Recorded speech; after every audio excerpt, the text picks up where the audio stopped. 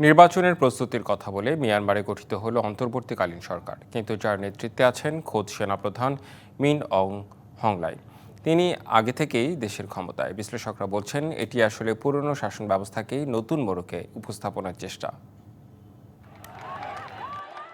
4 বছর পর তুলে নেওয়া হলো মিয়ানমারের চলমান রাষ্ট্রীয় জরুরি অবস্থা। তবে পরিস্থিতি এখনো ভয়াবহ। একদিকে সেনা শাসনের দমন পীড়ন, অন্যদিকে জনগণের সশস্ত্র প্রতিরোধ। মিয়ানমারের রাষ্ট্রীয় গণমাধ্যমের ঘোষণায় জানানো হয়েছে, দেশটিতে গঠিত হয়েছে একটি অন্তর্বর্তীকালীন সরকার। আসন্ন নির্বাচন আয়োজনের দায়িত্ব থাকছে এই সরকারের কাঁধে। তবে সবচেয়ে গুরুত্বপূর্ণ দিক, ভারপ্রাপ্ত প্রেসিডেন্টের দায়িত্ব নিয়েছেন স্বয়ং জান্তা প্রধান মিন অং হ্লাইং। ফলে অন্তর্বর্তী সরকারের হাতে ক্ষমতা হস্তান্তরের ঘোষণা এলেও বাস্তব চিত্র ভিন্ন। ক্ষমতা এখনও সেই পুরনো হাতে, সেনা প্রধানেরই কাছে। এতে প্রশ্ন থেকেই যাচ্ছে কতটা অবাধ, সুষ্ঠু কিংবা গ্রহণযোগ্য হবে এই নির্বাচন।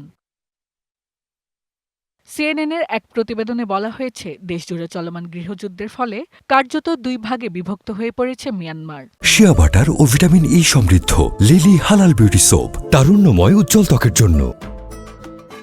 জান্তা সরকার গেল বছর জাতীয় আদমশুমারি চালিয়ে ভোটার তালিকা তৈরির চেষ্টা করলেও তা সফল হয়েছে মাত্র ৩৩০টির মধ্যে ১৪৫টি শহরে।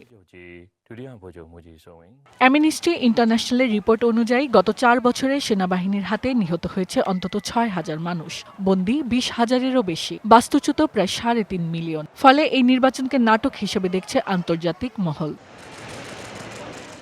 তবে বিশ্লেষকদের মতে এটি কেবলমাত্র একটি রাজনৈতিক রদবদল, প্রকৃত ক্ষমতায় কোনো পরিবর্তন ঘটেনি। কারণ সামরিক বাহিনী এখনো দেশের নিয়ন্ত্রণে। ফলে এই অন্তর্বর্তী সরকার গঠন আসলে পুরনো শাসন ব্যবস্থাকে নতুন নামে উপস্থাপনের একটি প্রয়াস মাত্র।